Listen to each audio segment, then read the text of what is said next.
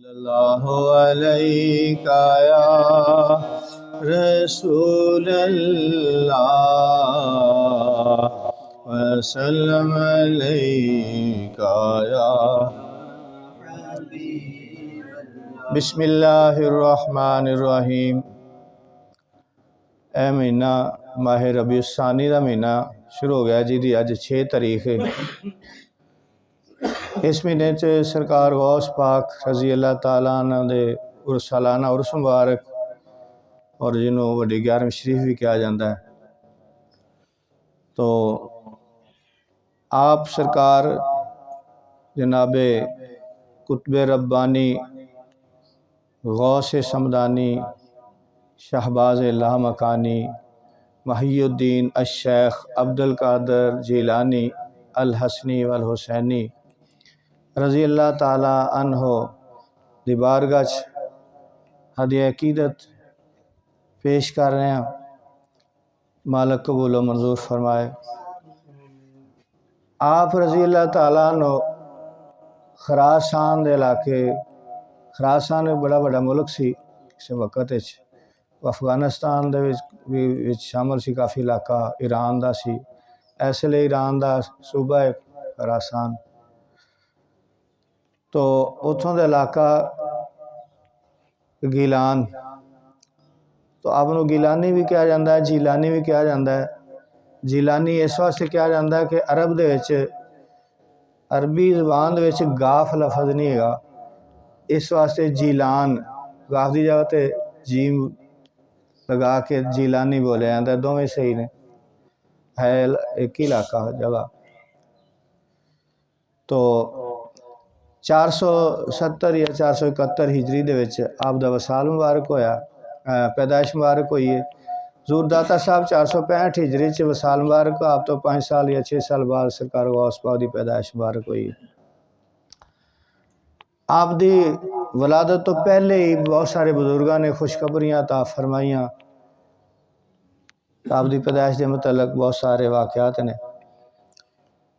आप दे वालिद साहब अबू साले मूसा जंगी दोस्त रहमतुल्लाह अलैह बहुत बड़े बुजुर्ग हुए ने।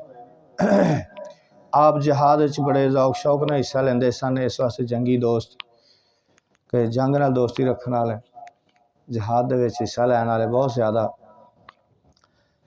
तो बड़े बुजुर्ग सन, वली अल्लाह सन, और आप दी रियाजतां भी बहुत ज़्यादा सन। फाका कशी भी बड़ी पसंद करते सन।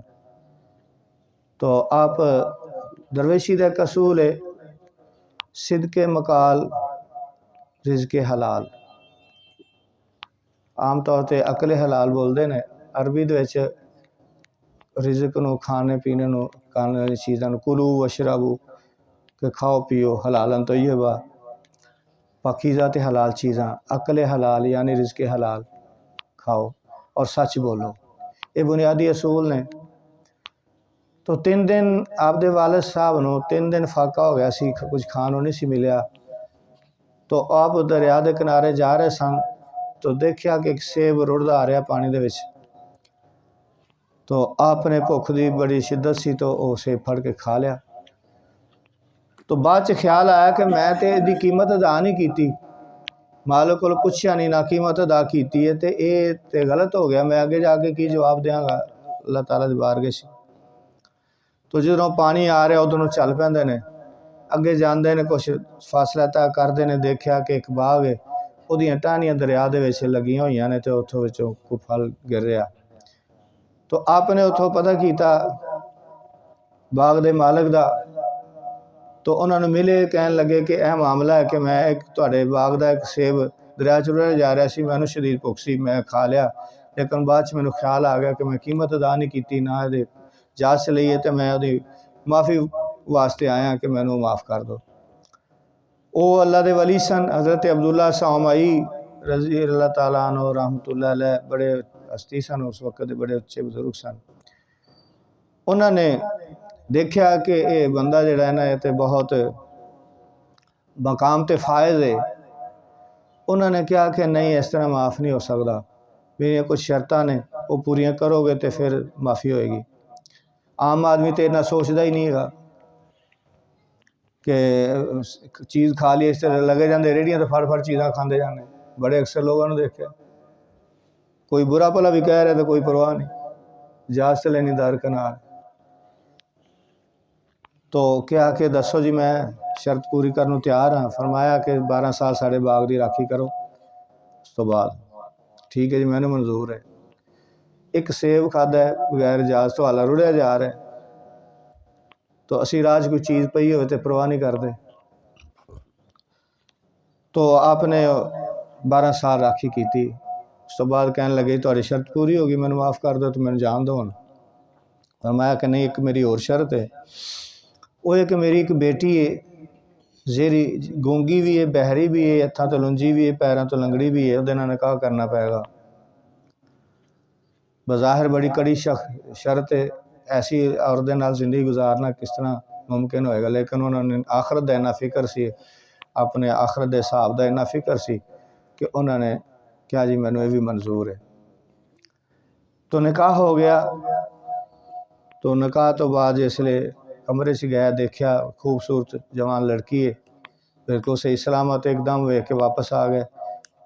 तो हज़रत अब्दुल्ला साहब में मुस्कराए देख के कहने लगे कि वो कहते जी मैं शायद गलत कमरे चला गया। उन्होंने फरमाया कि नहीं, मेरी बेटी इस वास्ते मैं क्या सी कि उन्हें किसी गैर महरम मर्द नूं देखा नहीं, इस वास्ते नहीं किया। तो उन्हें कोई गलत गल खिलाफे शरीयत गल कभी किसी के जबान चों सुनी नहीं, इस वास्ते वो बहरी है।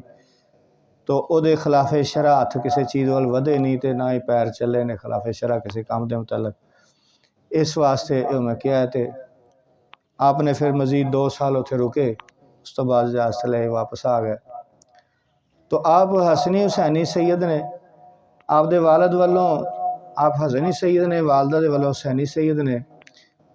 तो आपदी वालदा माजिदा उम्मुल खैर फातिमा रजी रहमतुल्लाह अलैहा, तो आप भी बहुत ज़्यादा मुत्तकी परहेज़गार सन, वलायत दर्जे ते कायम सन, जी इतनी पारसा है कि जिन्होंने किसी गैर को देखा नहीं, कोई गल नहीं सुनी कि कोई ऐसी जगह ते कदम नहीं लगे, कोई हथ नहीं गलत चीज़ ते तरफ वधे।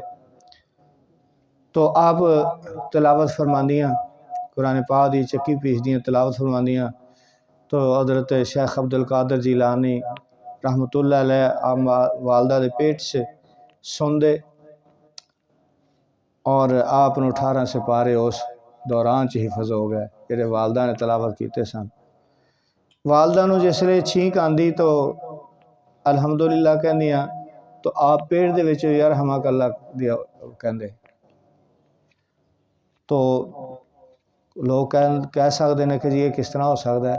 वो मालिक है जो चाहे कर सकता है, जिन्हों जो चाहे इख्तियार दे सकता है। माँ बच्चा पैदा होंदा है, उन्होंने भुख लगती तो उन्होंने पता मैं दूध पीना, वो किवें पता लग जाता दूध पीन का।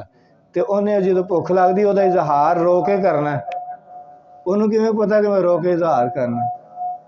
तो जी चीज़ां ये अल्लाह ताला जिन्हां दे अंदर पा सकता है, तो वो ये भी चीज़ अल्लाह ताला दे सकता है।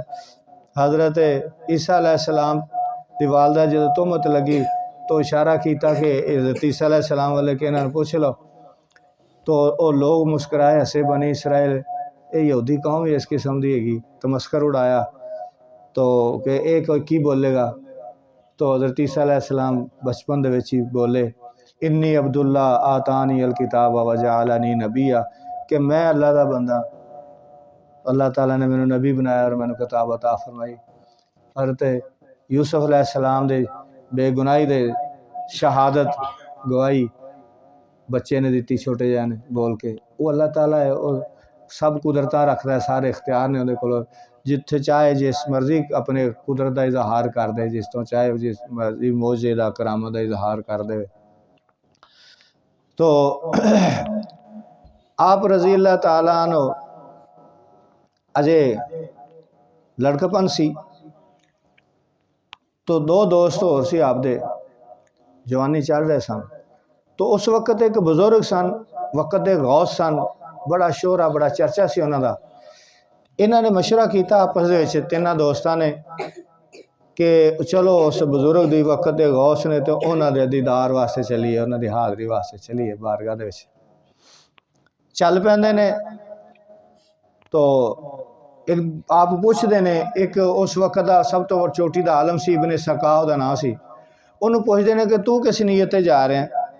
वो कहता कि मैं इस वास्ते जा रहा कि मैं उन्होंने बारगाह च ऐसा सवाल करांगा कि जिहदा जवाब ही नहीं दे सकन। तो आपने कहा कि ऐसे सवाल तो अल्लाह की पनाह, मैं पनाह मंगना अल्लाह ताला कि यह नीयत की लैके चलिया है। तो दूसरा उहदा नाम इब्ने असरून सी, उन्होंने पूछा कि तू किस नीयत जा रहा है? कहन लगा कि मैनू एक हाजत है तो मैं वो चलिया इस वास्ते कि उस बारगाह से मेरी हाजत पूरी हो जाए, अल्लाह ताला उन्होंने वसीले नाल मेरा जिहड़ा ना मामला सही हो जाए। तो फिर उन्होंने पूछा कि तुसी की नीयत लैके जा रहे हो? आपने फरमाया कि मैं इस वास्ते जा रहा कि मैं उस गौस की बारगाह बैठागा और देखागा मैनू फैज़ कितना हासिल होता, मैं फैज़ हासिल करने वास्ते, रूहानी फैज़ हासिल करने वास्ते जा। जिसले पहुँच जाते हैं उन्होंने बुजुर्गों की बारगाह, लोग बैठे ने जैसे सामने उन्होंने होए, आप देख के एकदम जलाल च आ गए। इब्ने सका जिहड़ा आलम सी वक्त का सब तो वड्डा उसले का, उन्होंने देखा तो फरमाया तेरे अंदर कुफर की अग शोला मारती नज़र आ रही। दूसरे वाल देखा, इब्ने असरून वाल देखा, फरमाया तेरी हाजत पूरी होगी। इन्होंने देखा तो फरमान लगे तेरे ते एक कदम एक टाइम ऐसा आएगा तो बगदाद की जामे मस्जिद मैंबर से बैठा होएगा तो ऐलान करेगा कदम हाजा अला रकबा ते कुल्ले वली अल्लाह के मेरा कदम सब वलियां दे कंधियां ते।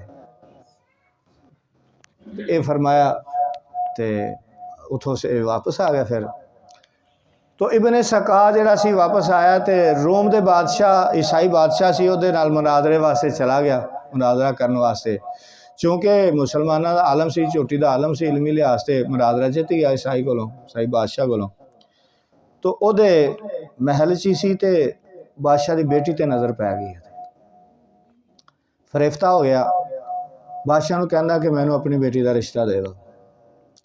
बादशाह ने कहा ठीक है असीं दे देंगे, लेकिन साड़ी एक शर्त है कि तू साडा मजहब ईसाई मजहब कबूल कर ले, ईसाई हो जाए तो असीं तेनों बेटी का रिश्ता दे देंगे।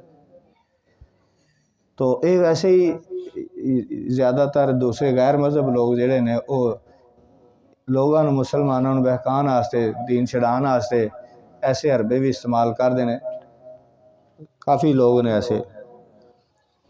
तो वो अजे निकाह नहीं होया, हाँ हो गई, उन्हें भी हाँ कर ली, जो दिलों हाँ कर ली ईसाई मजहब कबूल करनी तो हो गया। दिल तो दिल की कबूलीयत की गल है ना सारी। तो बीमार हो गया, बीमार भी शदीद बीमार हो गया। उन्होंने तो कुछ लगता नहीं सी अजे कि शादी हुई सी।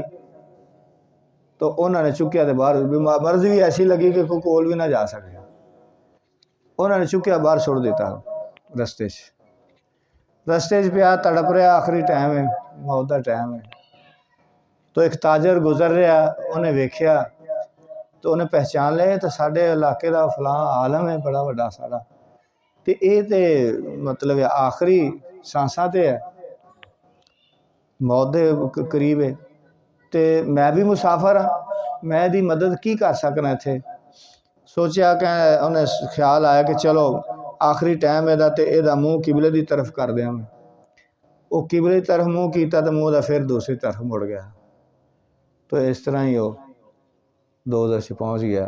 वली अल्लाह की शान च गुस्ताखी करने वजह तो वह यह अंजाम हो गया कि कुफर से चला गया, कुफर च मौत हो गई। इब्ने असरून उहदियां बेटियां जवान सन ते उदों कोई रोज़गार का मामला नहीं सीगा, कोई शादियां करन दा, बच्चों की रुखसती का, शादी का कोई उहदे कोल खर्चा पानी नहीं सी है। उन्होंने बुजुर्गों की लफाज मूँह चों निकले कि जा तेरा फैज़ तेनों हासिल हो गया।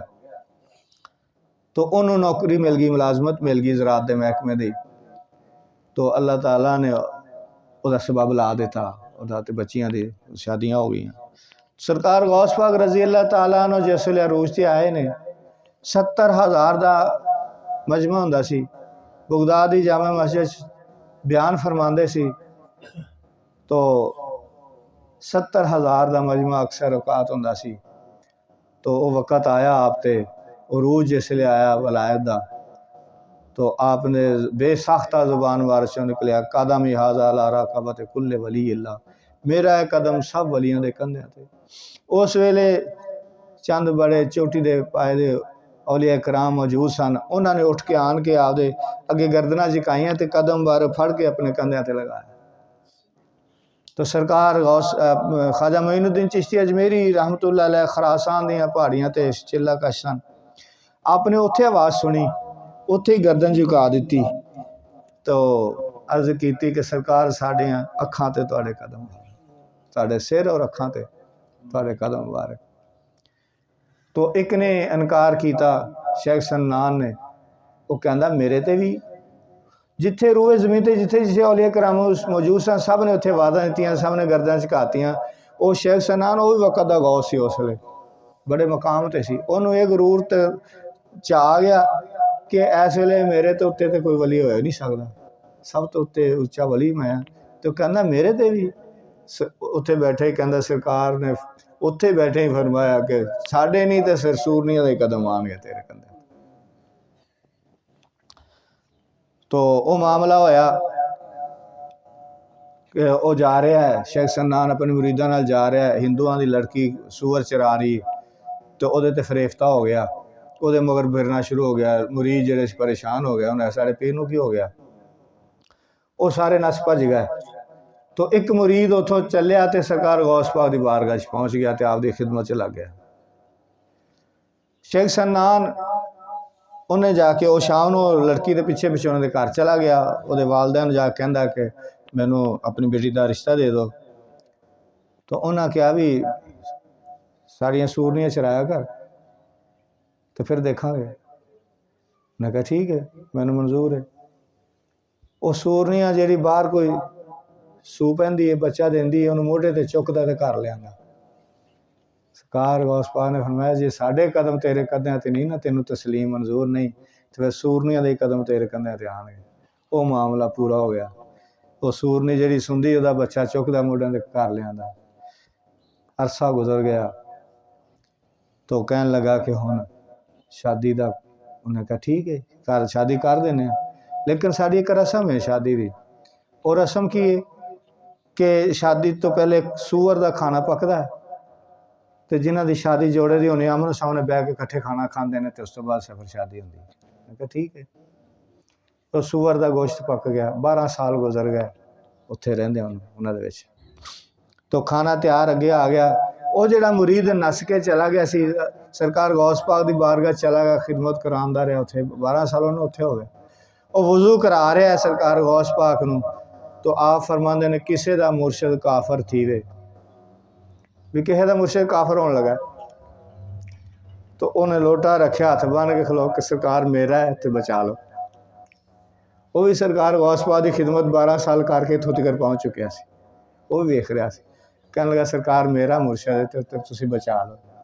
आप दे चुल्लू दे विच पानी है सी, आपने उतों इस तरह कर छट्टा मारिया उधर नूं, उहदी अखां ते पानी वजह जाके उहदी अखां खुल गई। उन्हें वेख्या होया ऐ की होण दिया, मैं की करन दिया। एक वली अल्लाह दे नज़रे करम हो गई, उहदी अखां खुल गई, उन्होंने पता लग गया कि मैं तो गलत पासे जा रहा, मैं तो कुफर वाले पासे जा रहा। वो दौड़ पिया, उतों दौड़िया सरकार गौस पाक की बारगाह की तरफ, दौड़दा दौड़दा सरकार गौस पाक। वो लड़की जी सी, उन्हें इनू की हो गया, हुण 12 साल हो गए सी, उत्थे रह रहा सी, मुहब्बत हो गई उन्होंने भी, तो शादी होने लगी, तैयारी सी। उन्हें इनू की होया, एन टाइम से दौड़ गया, वो भी मगर दौड़ गया। वो जाके सरकार गौस पाक के करम कदम बार फड़ के तो माफ़ी मंगन लग गया। थोड़ी देर बाद वो लड़की भी आ गई, आपने उस लड़की को कलमा पढ़ा के मुसलमान किया, तो उन्होंने निकाह कर दिता। तो बड़िया शाना ने आप सरकार दियाँ, बहुत अजमत ने। तो अगे इंशाअल्लाह बयान चलता ही रह करेगा। सरकार गौस पाक का महीना है आपका उरस ने, तो अगली एतवार इंशाअल्लाह असी महफिल समा करांगे। अगली एतवार की महफिल जी इस टाइम नहीं होएगी, महफिल जिक्र असर तो मगरब होएगी, मगरब तो इशा लंगर शरीफ और इशा तो बाद महफिल समा इंशाअल्लाह अज़ीज़ होएगी। सल्लल्लाहु